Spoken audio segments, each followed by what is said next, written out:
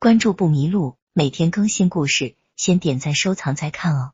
在开原县齐水镇里有一个渔民，名为张富贵，他家世代以捕鱼为生，凭借着自身的勤劳，张富贵也娶到了媳妇，媳妇很是争气，为他生下了一个大胖小子，取名张松。张富贵自从有了儿子之后，干活更加卖力，每天都是最早的一批出门捕鱼，因此家中的日子渐渐好过了起来。很快张松便长成了一个壮小伙，他便开始跟随父亲学习捕鱼。可是后来张富贵由于常年捕鱼，身体早就有了很多的隐疾，终于在一天爆发了。经过了郎中的一番治疗，终于是保住了性命，但是郎中给他开了许多的药方，告诫他要按顿服药，才可以稳住病情。可是每天都要花费不少的钱买药，如此以往，原本殷实的家底也在一步步的流失掉。但是多亏了儿子张松努力工作，每次捕鱼的数量都比他以前有过之而无不及，这才让张富贵慢慢的放下心来在家休养。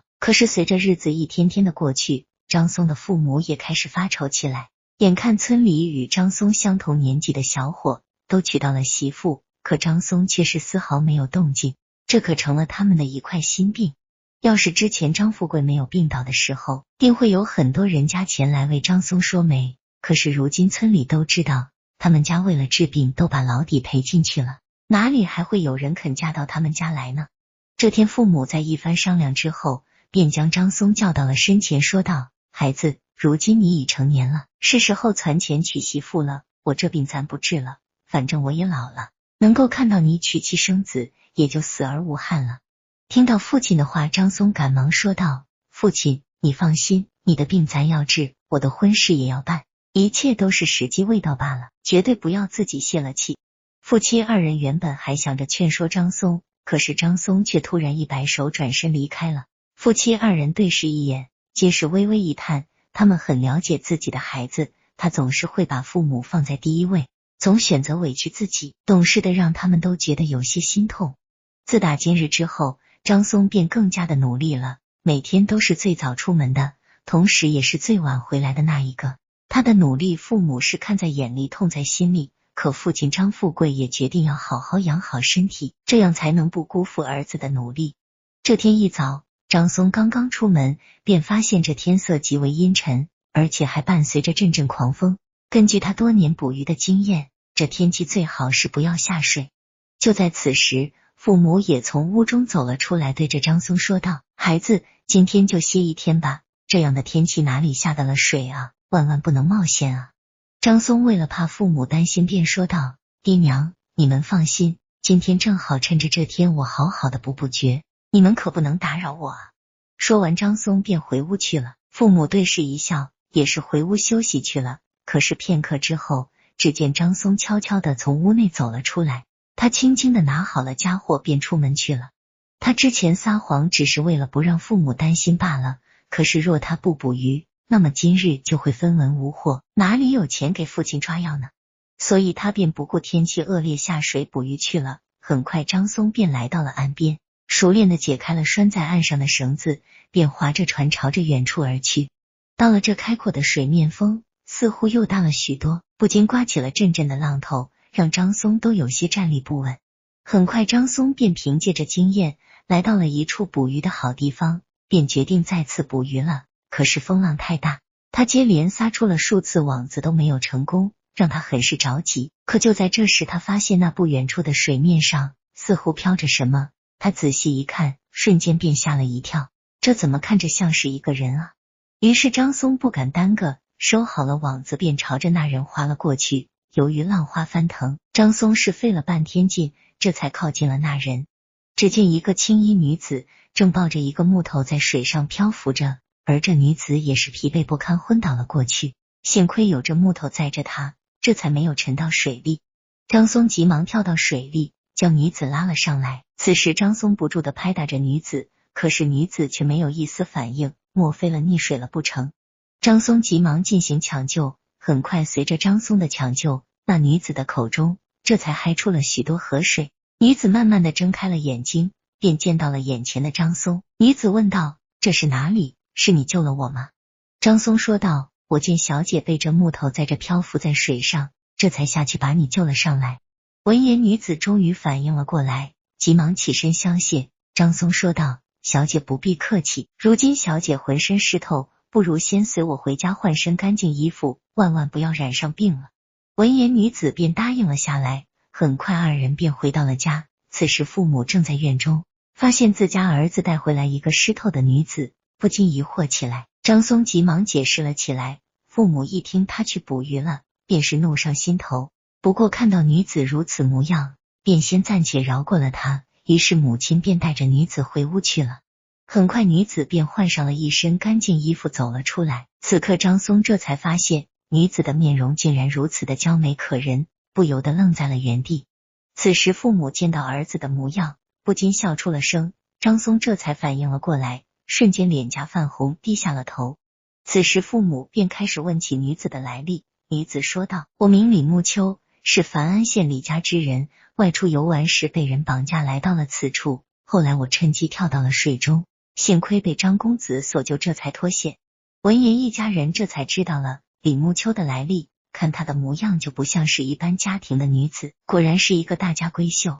知道了李木秋的身世，张松突然说道：既然如此，那明日我便护送李小姐回家去吧。闻言李木秋极为的感激，虽说是萍水相逢，但是张松不仅救了他的命，还对他如此之好，便让他的内心感动不已。于是第二天张松便告别了父母，带着李木秋踏上了归途。这樊安县距离此处有着60-70里，二人便打算划船到最近的岸边，再步行回家。于是经历了3天之后，二人终于是来到了樊安县的地界，望着熟悉的地方，李木秋也是极为的感慨，他不禁内心感动，一把抱住了张松，随后便嫣然一笑道：多谢张公子相救，还请公子在此停留1天，也让我可以尽到地主之谊。张松也是心中跳得慌乱，想也没想便点头答应了，于是便跟随李木秋来到了李家之外。可突然二人发现这李家门外竟然挂起了白色的灯笼，瞬间一股不好的预感从二人的心中冒了出来。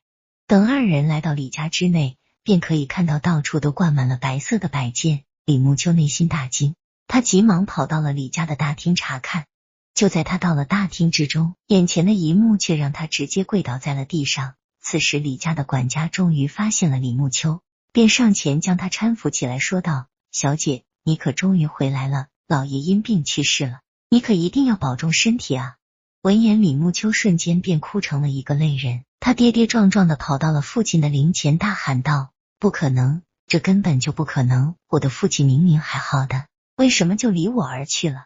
见到李木秋崩溃的模样，张松也是赶忙上前安慰。李木秋扑倒张松的怀里，便开始痛哭了起来，谁都没有去劝说他，让他哭出来便好了。待到李木秋情绪稳定了之后，这才穿好了寿衣为父亲守灵。而张松担心李木秋想不开，便一直在旁边陪伴着他。通过了解，李家主可是一个有名的大善人，他就只有李木秋这一个女儿，自从妻子去世之后便一直没有再娶，偌大的家业也是被各种势力死死的盯着。由此看来，李家主的死定然是有着外力所为。李木秋暗暗发誓，一定要将父亲的死查个明白。很快便到了晚饭的时候，管家便招呼着前来奔丧的客人，而李木秋和张松两人守了一整日的灵，也很是饥饿，便来此一起吃些东西。可就在吃饭的时候，张松却发现管家似乎总是有意无意的望向李木秋，而且那眼神似是看待仇人一般。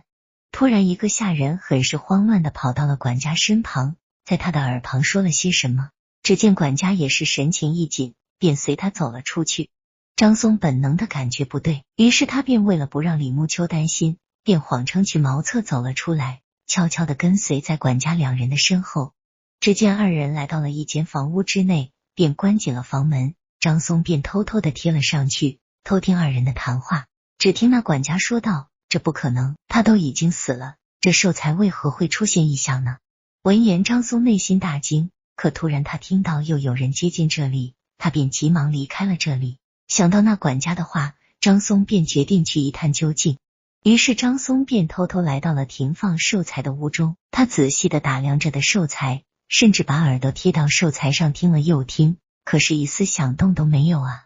突然张松脑海中蹦出了一个想法，只见他朝着那寿材就敲打了起来，他想试试究竟有没有回应。就在此时，那寿材之中竟然真的响起了阵阵的声音。张松不禁内心大惊，莫非李家主没有身死，而是被人故意关在了这寿材之中？想到这里，张松不禁内心胆寒。突然外面传来了阵阵的脚步声，而且还有管家的声音。张松内心焦急，不知该如何是好，于是他便钻到了这寿材下面藏了起来。此时管家一行人走了进来，对着寿材便开始打量了起来。突然这寿材中果然传出了异响，管家瞬间大惊，他急忙说道：你们几人便当做什么都没有听到，事成之后好处少不了你们的。那几人不敢忤逆管家的意思，纷纷答应了下来，于是几人便离开了此地。张松这才从寿材下爬了出来，他见四下无人，便离开了此地。待到第二日，在管家的催促下，便决定提前将李家主下葬，于是众人抬着寿材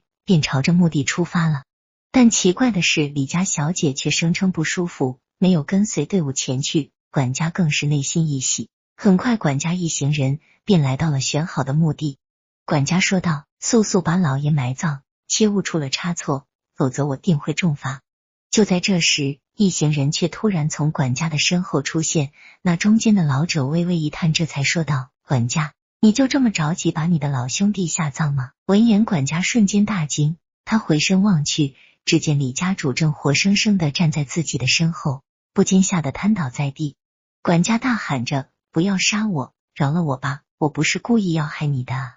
此时李家主说道：你看好了，我并没有死，当初你给我下毒，却不料我能够活过来吧。闻言管家这才发现李家主真的没有死，他满心的疑惑。此时李家主这才说道：这多亏了张小哥及时发现出手相助啊，而且昨天连夜我都已经查出了你的全部罪行，并告知了官府，你就等着被抓进大牢吧。说完，李家主便不再理会管家，转身离开了。而此时官兵也是来到了此处，把管家等人捉拿归案了。原来昨日张松就找到了李木秋，把寿材中的异象告诉了他，二人便偷偷的打开了寿材，这才发现父亲并没有死。于是几人连夜报到了官府，将此事说明。通过一夜的盘查，终于是掌握了管家的犯罪证据，这才有了之后的一幕。后来李家主见张松与李木秋二人心生情愫，而他也对张松印象极好，便将女儿许配给了他，